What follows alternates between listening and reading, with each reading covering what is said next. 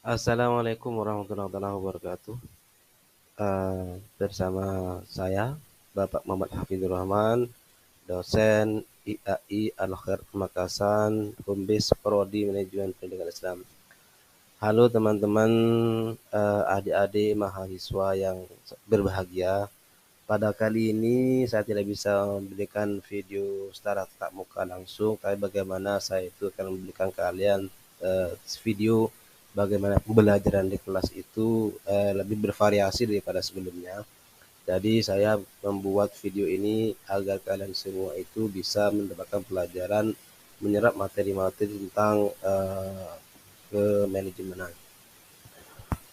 Pada kali ini kita masuk ke dalam uh, mata kuliah konsep dasar manajemen dengan dosen pengampu Bapak Muhammad Hafizur Rahman.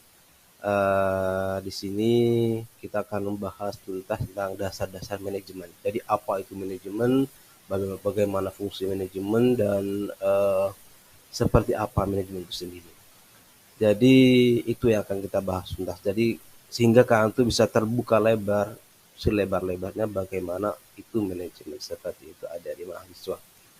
Kita mulai dulu dari definisi manajemen.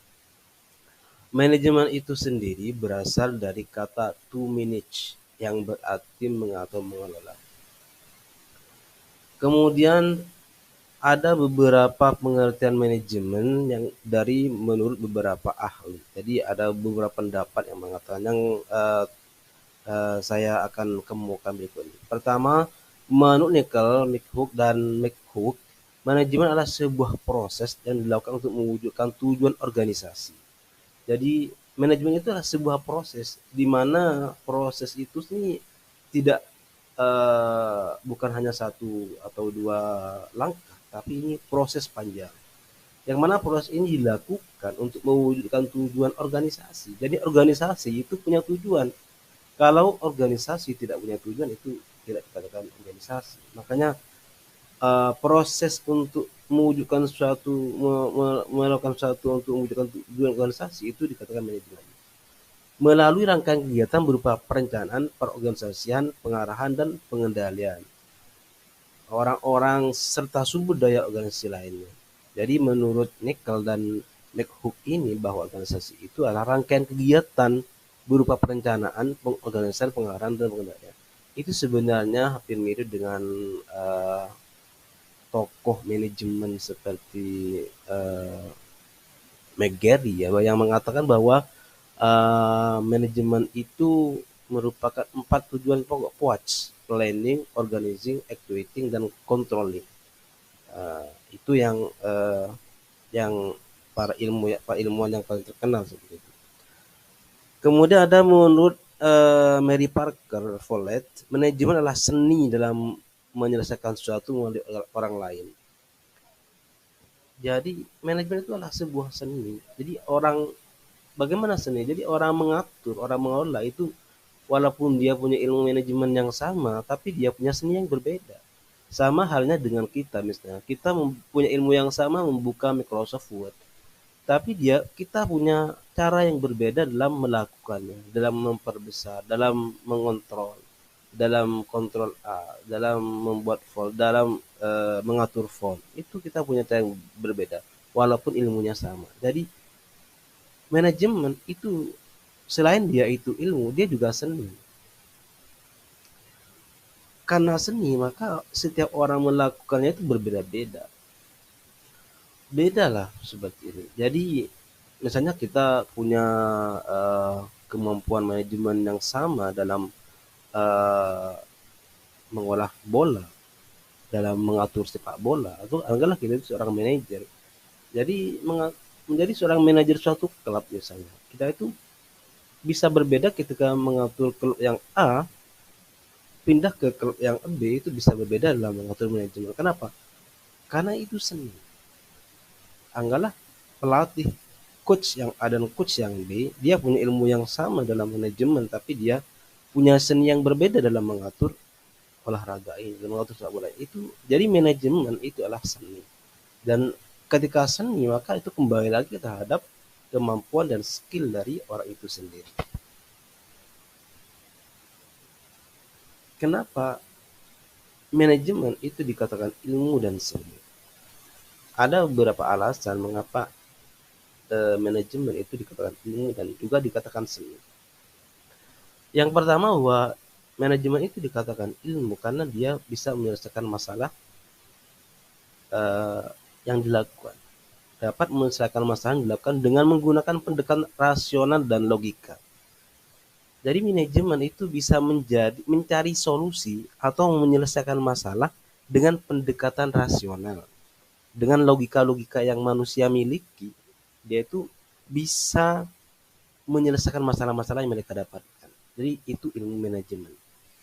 Manajemen itu dikatakan sebuah ilmu. Misalnya uh, bagaimana agar sekolah ini maju, bagaimana agar kampus ini maju. Dia bagaimana menyelesaikan masalah keuangan di kampus. Dia itu punya pendekatan rasional dan logis dengan ilmu manajemen itu sendiri. Yang mana ini secara objektif dan cara yang sistematis. Tentunya dengan cara-cara yang sistematis, dengan langkah-langkah yang sudah ditata dengan baik sehingga dia itu bisa uh, mencari solusi atau menyelesaikan masalah itu sendiri. Yang kedua, dia itu dikatakan sebuah ilmu karena membutuhkan pengetahuan dan keahlian teknis, diagnostis, dan kemampuan pengambilan keputusan untuk menyelesaikan masalah. Jadi manajemen itu dikatakan ilmu. Alasan yang kedua itu karena itu adalah membutuhkan pengetahuan. Kita menyelesaikan masalah, kita butuh pengetahuan. Mengambil keputusan itu butuh pengetahuan. Menyelesaikan masalah itu butuh pengetahuan. Makanya manajemen itu dikatakan sebuah ilmu karena dia pendekatannya harus dengan knowledge, harus dengan pengetahuan. Jadi dua alasan ini ya kenapa ilmu itu karena kenapa manajemen itu dikatakan ilmu. Nah, sedangkan alasan kenapa ilmu itu dikatakan seni. Dia dikatakan seni karena keputusan dibuat dan masalah terpecah hanya dengan mempergunakan gabungan intuisi, pengalaman, insting, dan pandangan pribadi. Jadi manajemen itu dikatakan seni karena setiap seorang manajer dia punya karakteristik yang berbeda, punya intuisi yang berbeda, punya pengalaman yang berbeda dalam mengambil sikap, atau punya insting yang berbeda dalam mengambil sikap. Contoh kasus misalnya, seorang direktur perusahaan A, ketika dia mengelola perusahaan dia sangat sekali maju. Misalnya. Belum tentu misalnya dia di awal dia bergerak di bidang properti misalnya. Kemudian dia itu pindah ke dalam direktur perbankan. Apakah dia akan mengolah atau mengelola atau memanage bank itu dengan cara yang sama? Tentunya berbeda. Kenapa? Ini adalah seni. Nah, di situ terjadi seni. Kenapa? Karena pengalaman di dalam menjadi direktur properti dengan kemudian dia itu menjadi direktur perbankan itu tidak sama dalam bagaimana. Makanya dia itu harus punya intuisi, pendekatan personal dengan para pegawai itu perlu. Itu seni. Yang kedua, manajemen itu dikatakan seni karena dia membutuhkan kemampuan konseptual, komunikasi interpersonal, dan manajemen waktu untuk menyelesaikan tugas-tugas manajerial. Jadi, misalnya tadi dia itu pindah dari direktur perbankan, dari direktur properti pindah ke direktur perbankan, dia butuh sebuah konsep bagaimana bank itu menjadi maju. Dia butuh komunikasi yang baik, komunikasi yang intens dengan para pegawai bank tersebut agar dia diterima, agar konsep-konsep dia bagaimana memajukan bank itu diterima. Jadi dia butuh komunikasi, baik itu komunikasi interpersonal. Jadi secara personal dia itu harus bisa mengendalikan seluruh bawahannya. Kemudian manajemen waktu harus. Jadi jangan kemudian dia itu mentang-mentang ke bawah tanpa harus menunggu waktu, punya rentang waktu yang pas bagaimana dia menyelesaikan waktu itu dengan baik. Yang kemudian bagaimana dia itu bisa menyelesaikan tugas manajerial itu adalah seni. Orang menyelesaikan masalah itu punya seni yang berbeda.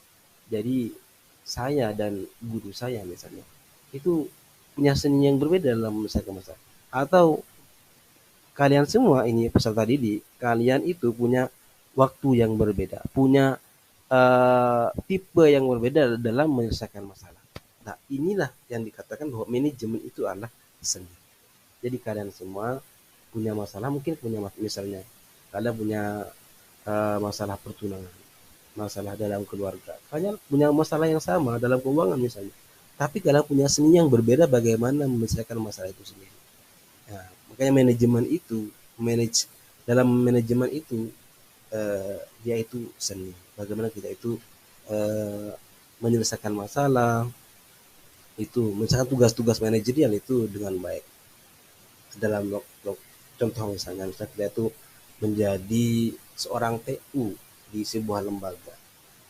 Ada kalian ada yang di TU lembaga A, ada yang di TU lembaga B. Maka penyelesaian masalah itu bisa jadi berbeda. Kenapa? Karena dia itu seni. Dan seni itu kembali lagi terhadap pribadi masing-masing itu sendiri. Kemudian dasar-dasar kemampuan manajemen. Kembali lagi terhadap dasar-dasar kemampuan manajemen. Jadi kemampuan manajemen itu banyak sekali. Ini dasar kemampuan yang harus dimiliki oleh seorang manajer bagaimana dia itu menjadi seorang manajerial. Pertama itu kemampuan teknis. Apa itu kemampuan teknis? Kemampuan teknis itu adalah keahlian dibutuhkan untuk menyelesaikan atau untuk memahami bidang pekerjaan yang dilakukan dalam organisasi. Jadi menjadi seorang manajer itu dia itu harus punya kemampuan teknis. Walaupun ketika dia menjadi top manajer dia jangan kembali lagi di bidang teknis. Tapi dia itu tahu bagaimana mengarahkan para bawahannya itu bagaimana dia itu melakukan penelitian dengan. Yang kedua, harus mempunyai kemampuan konseptual. Jadi seluruh pekerjaan di organisasi harus dikonsep dan mengkonsep seluruh pekerjaan itu adalah dengan kemampuan konseptual. Tanpa kemampuan konseptual itu tidak akan terjadi dengan baik. Jadi kemampuan konseptual ini adalah bagaimana dia itu berpikir dengan abstrak, melihat celah-celah organisasi sehingga organisasi itu menjadi organisasi yang maju, yang mapan dan sebagainya. Yang ketiga adalah kemampuan diagnostik. Kemampuan diagnostik ini sangat sekali diperlukan untuk memvisualisasikan respon yang paling tepat terhadap situasi tertentu. Jadi dia bisa mendiagnosa layaknya seorang dokter. Ketika dokter itu menjustis ini penyakit A, maka dia bisa menentukan obat yang pasti. Itu kemampuan diagnostik.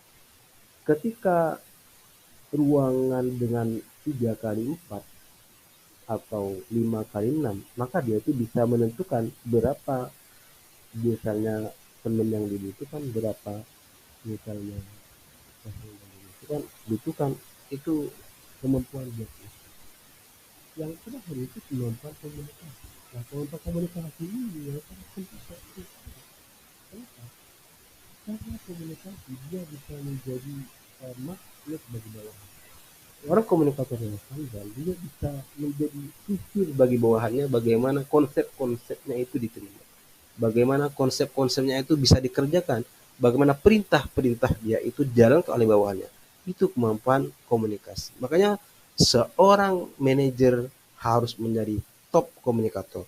Karena komunikasi merupakan daya tarik yang luar biasa menjadi seorang manajer yang baik, manajer yang handal, manajer yang berkualitas.